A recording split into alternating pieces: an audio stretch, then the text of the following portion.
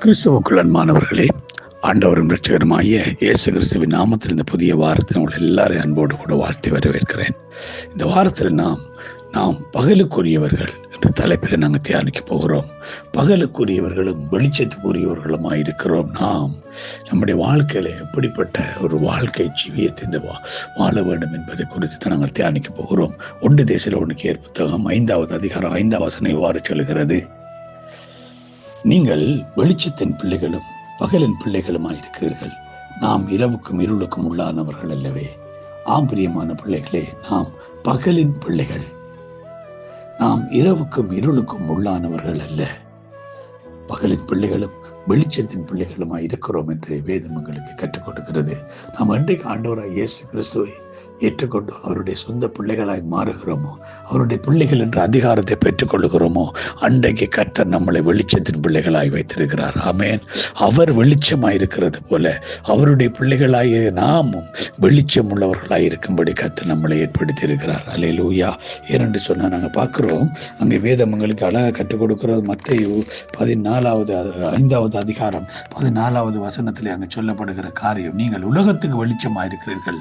மலை மேல் இருக்கிற பட்டணம் மறைந்திருக்க மாட்டாது. கர்த்தர் எப்படி வச்சிருக்கிறாராம்? அவர் வெளிச்சத்தின் பிள்ளைகளா மட்டுமல்ல, உலகத்துக்கு வெளிச்சமாய் நாமளே இந்த உலகத்துக்கு வெளிச்சம் கொடுக்கிறவர்களாய் வந்திருக்க அந்தகார இருளில் இருந்த எங்களை ஆச்சரியமான ஒளியினிடத்துக்கு வரவழை தாண்டவர். அவர் எங்களை வெளிச்சமாய் மாற்றி அவர் இந்த உலகத்துக்கே வெளிச்சம் கொடுக்கிறவர்களாய் வைத்திருக்கிறார். அது எப்படி சாத்தியமானது? எபேசியர் 5வது அதிகாரம் 8வது வசனம் இவ்வாறு சொல்லுகிறது: முற்காலத்தில் நீங்கள் அந்தகாரமாய் இருந்தீர்கள், இப்பொழுதோ கர்த்தருக்குள் வெளிச்சமாய் இருக்கிறீர்கள். வெளிச்சத்தின் பிள்ளைகளாய் நடந்து கொள்ளுங்கள். என்ன சொல்லுகிறார் அங்கே எபேசிய சபைக்கு பவுல்? முற்காலத்துல நம்ம அந்தகாரத்தில் இருந்தோம், ஒரு காரிருளுக்குள்ள இருந்தோம், அருவருப்புக்குள்ள இருந்தோம், அசுத்தத்துக்குள்ள இருந்தோம், இஷ்டம் போல நடந்தோம். இப்பொழுதோ நாங்கள் வெளிச்சத்தின் பிள்ளைகளாய் இருக்கிறோம். அல்லேலூயா. அந்த வெளிச்சம் எப்படி வந்தது? கர்த்தருக்குள் வெளிச்சம். நம்ம கர்த்தருக்குள் வந்தது நிமித்தமாகத்தான் நாம் வெளிச்சமாயிருக்கிறோம். ஆகவே கர்த்தருக்குள் இருக்கிற நாம எப்பொழுதுமே வெளிச்சத்தின் பிள்ளைகளாகவே இருக்க வேண்டும் என்பதுதான் தேவனுடைய திட்டம் நோக்கமாக இருக்கிறது. ஆகலால் கர்த்தருக்குள் இருக்கிற நாம் வெளிச்சத்தின் பிள்ளைகளாக இணையணுமாம் நடந்து கொள்ள வேண்டும். இப்படி நன்றாட நடக்கையில நாம வெளிச்சத்தின் பிள்ளைகளாய் நடந்து கொள்ள வேண்டும். பிரியமானவர்களே, நம்முடைய இஷ்டம்படி நடக்க முடியாது. அவருடைய வெளிச்சத்திலே நான் நடக்கும்படி அழைக்கப்பட்டிருக்கிறோம். நாம் வெளிச்சத்தின் பிள்ளைகள். அது நல்லா நம்ம மனதில் பதியணும். நாம் எப்பொழுதும் ஒன்றை மட்டும் சொல்லணும்: நான் வெளிச்சத்தின் பிள்ளைகள். யோவான் 8வது அதிகாரம் 12ஆம் வசனம் சொல்லுது: மறுபடியும் இயேசு ஜனங்களை நோக்கி, நான் உலகத்துக்கு ஒளியாய் இருக்கிறேன். என்னை பின்பற்றுகிறவன் இருளில் நடவாமல் ஜீவ ஒளியை அடைந்திருப்பான். ஆமென். நம்ம அவரை பின்பற்றுகிறவர்களாய் மாத்திரமல்ல, அவருடைய பிள்ளைகளாய் என்ற அதிகாரத்தை பெற்றிருக்கிறோம். அப்ப அவர் ஒளியாய் இருக்கிறது போல நாமும் எப்படி இருக்கிறோம்? ஒளியாய் இருக்கிறோம். அல்லேலூயா.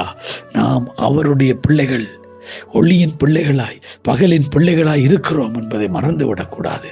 நாம் இரவுக்கும் இருளுக்கும் உள்ளானவர்கள் அல்ல, வேறு பிரிக்கப்பட்டிருக்கிறோம். ஆண்டவராகிய தேவன் உலகத்தை படைத்த பொழுது பகலையும் இரவையும் வேறு வேறாக பிரித்தார். ஒன்று இணைந்திருக்க முடியாது. அதுபோல தேவனுடைய பிள்ளையை நீயும் நானும் பிரித்தெடுக்கப்பட்டவர்கள். இருளிலிருந்து வெளிச்சத்துக்கு பிரித்தெடுக்கப்பட்ட நாம் வெளிச்சத்தின் பிள்ளைகளாய் நடந்து வெளிச்சத்தின் பிள்ளைகளாய் வாழ ஜீவிக்க கர்த்தர் எங்களுக்கு கிருபை பாராட்டுவார். ஆகவே இந்த அருமையான காலை வேளையிலும் நாங்கள் ஒவ்வொருவரும் வெளிச்சத்தின் பிள்ளைகள் என்ற உணர்வோடு கூட வாழ கர்த்தர் கிருபை செய்வாராக. God bless you all.